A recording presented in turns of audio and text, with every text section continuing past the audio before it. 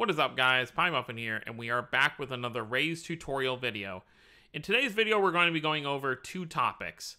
I'm putting them together because they do have to relate to each other, and it's going to be AP gain, which is your stamina, because it does work differently in this game than it does in a lot of gacha games, as well as the bond system for characters. So we're going to go over those two things in this tutorial. So first things first, let's talk about the AP system. As you can see, my total AP is 381. There's no like rank system, like you don't have a player rank like you do in normal gacha games where as you do stages and stuff, you'll accumulate XP, level up, and you get more AP. The way it works in this game is you get these AP orbs. Every 3 AP orbs you get, you can see the 3 empty slots right here, will give you 1 extra AP. I believe a fresh account starts with 40 total AP. So you can tell I've been playing for quite a while, the fact that I have 381 total AP. There are two ways to get AP orbs. The first way is just by playing the main story. The main story is obviously concluded at this point, so there's not going to be... Well, okay, it's mostly concluded. We do still have the epilogue going on, so you can still get AP orbs from that. But after the epilogue part 3 has concluded, which will be the final part... we obviously have 1 and 2 right here.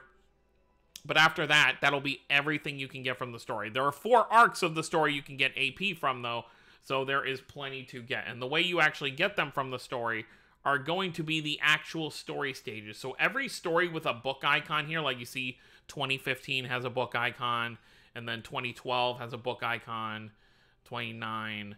So let's see, per chapter, how much roughly? So 1, 2, 3... 4, 5, 6. I'm going to count that one 7, because that's where you get a character. 8, 9. So that's like roughly 9 AP orbs per chapter. So that's 3 stamina you're roughly getting per chapter. And that's pretty much how that works from the story. So that's one way for you to do it. Just play the main story, and you only get them on normal, by the way. When you're going back through on hard, like there's no book icons, as you can see. So you only get them by playing through on normal. So that's the first way. The second way to get AP orbs is from skits. So you go to the last tab here, click on the book icon down here, and then you're going to click on this third tab on the front row.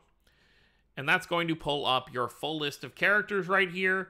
And each character, by nature, has 2 AP orbs you can get from them individually. Some characters, when they get dual Mirage Arts, which is Mirage Arts, between 2 characters, obviously, they'll get, if you're able to pull that from a gacha, they will get a third one. So let's just go ahead and show a character who has 3. Alphen right here, he does have a third one because he has his dual Mirage Art with Cress, but a character normally...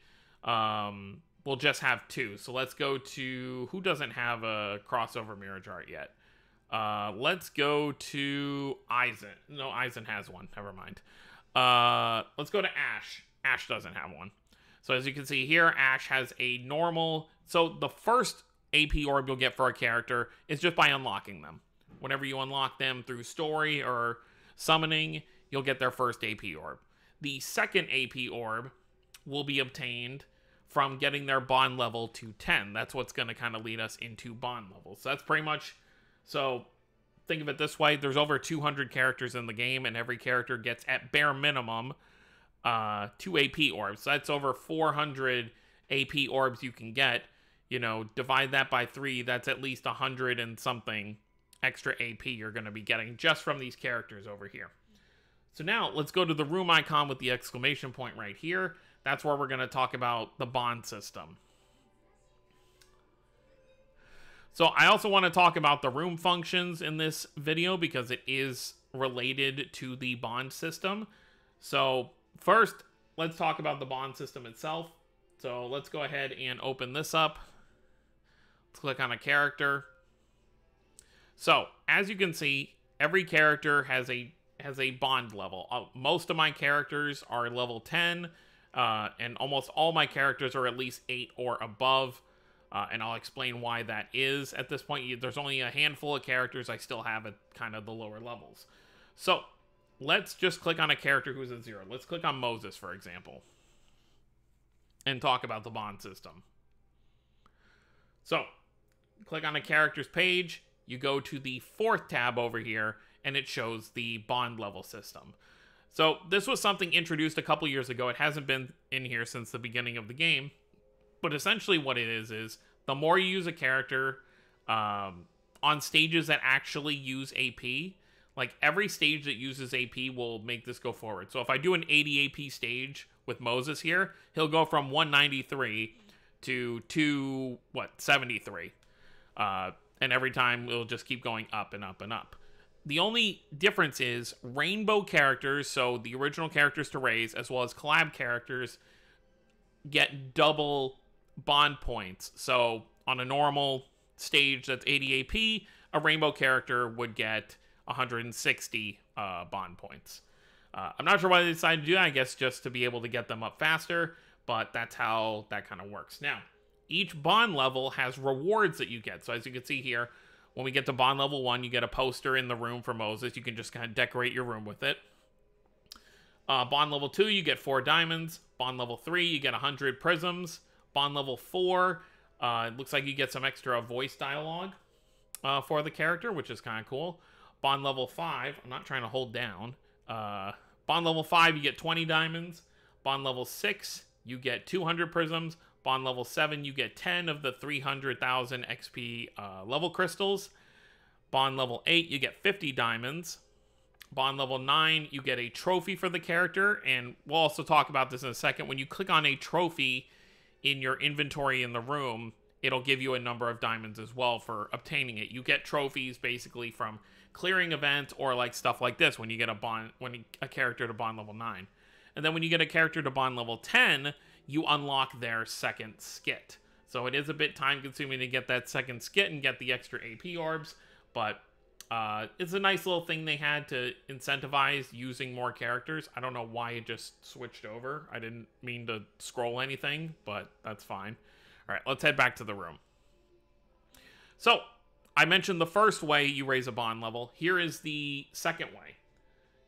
Certain events and stuff will give you these presents, and these presents can be used to give to your characters to raise their bond levels even further. There are different kinds of presents. The ones you see in front of you are a medium and large present. There's also small presents, and then there's special event presents as well. You'll get some for like spirit gears. There'll be special event items, or like during collabs, they'll sometimes have special items. As well as during raise festivals, you'll get these like white double presents, which are better than the large presents. But all you basically do is you click on one and you scroll over to the character you want to give it to, and boom, it'll raise their level a little bit further. And yeah, that's more or less. Oh, and also when you get to bond level 10, that character will also get a unique skill to them. It's not like a new art or anything. It's just a passive skill that applies to that character. So that's also another incentive for that. But yeah, that's pretty much it when it comes down to the bond system, as well as how to get AP orbs. Oh, no, there is one more thing I need to mention. So, when you get a character to bond level 10, you unlock what's called their bond quest. You have to do that in order to unlock their second skit. So you go to this second tab down here, yep, skill quests. You click here. I can't believe I almost forgot this. And what this basically is it's a battle stage you do with a character. And I'll show one off just so, you know, you see what it's like. You basically fight a one-on-one fight using the character you got to bond level 10. Unfortunately, I've already done all these characters, so I can't get a new AP orb for anybody. But I just for the sake of the video, where's Ix? We'll just use Ix for the sake of the video.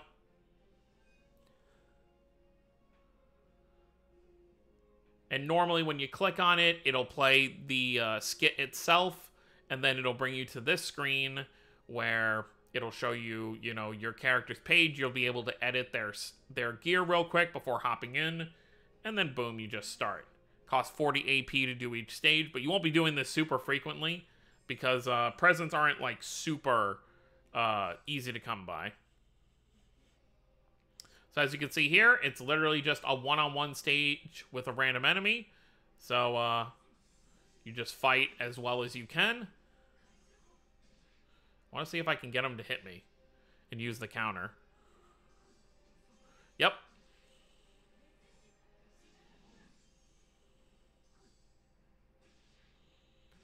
Well, that's rude. You know what? I don't like you. And that's pretty much what it is.